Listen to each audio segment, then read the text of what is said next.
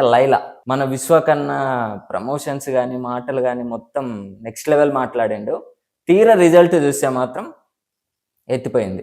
పాపం వైసీపీ వాళ్ళు ఈ సినిమాని ఆపేస్తాం అది ఇది అంటే, ఇంకొంతమంది ఏమో మీరు ఆపాల్సిన అవసరం లేదు, మధ్యాహ్నం వరకు అదే ఆగిపోతది అని కొంతమంది అన్నారు. సినిమా పోవడానికి మన పృథ్వీ గారు ఏదైతే చేసిన వ్యాఖ్యల, లేకపోతే సినిమాలో ఏంటి లోపమా? ఈరోజు పేపర్ చూస్తే ఒక న్యూస్ వచ్చింది. ఇక నా సినిమాల్లో అశ్లీలత బూతు ఉండదు అని స్టేట్మెంట్ ఇచ్చాడు. రియలైజ్ అయినట్టు. అంటే అర్థం ఏందని, అది పుష్కలంగా ఉంది ఈ సినిమాలో అని. ఇక ముందు నుంచి ఏంటంటే ఇప్పటి వరకు అది చేసిన పనులు అయ్యే కదా, అదే పనులు చేశాడు కదా.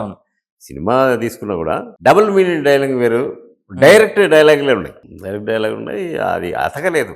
అంత బూతు మీదనే వెళ్ళాడు. సినిమా అంతా బూతు మీదనే వెళ్ళాడు. ఇంకా నెక్స్ట్ పాయింట్, సినిమా బాగా లేకుంటే ఎవడు దేకాడు. సినిమాలో ఏదో ఒక ఎలిమెంట్, అబ్బా చూసాం రా సినిమా అని అనిపించాలి. ఎందుకు వచ్చాం రా సినిమాకు అని అనిపిస్తే, ఎవడు బయటకు వచ్చినోడు కూడా ఇతడు అనవసరము, దానికంటే సెల్ ఫోన్లలో అవి చూసుకోవడం బెటర్ అని. ఇప్పుడే అరచేతిలో వైకుంటాం, దానికోసమే అక్కడికి పోవాల్సిన అవసరం ఏముంది. అంతే. నెక్స్ట్ పాయింట్కి వచ్చేస్తే పృథ్వీ వాక్యాలు. ఇప్పుడు సినిమాలో దమ్ములేంది మెగాస్టార్ చిరంజీవి కాదు, వాడు అమెరికా అధ్యక్షుడు వచ్చిన కూడా చూడరు.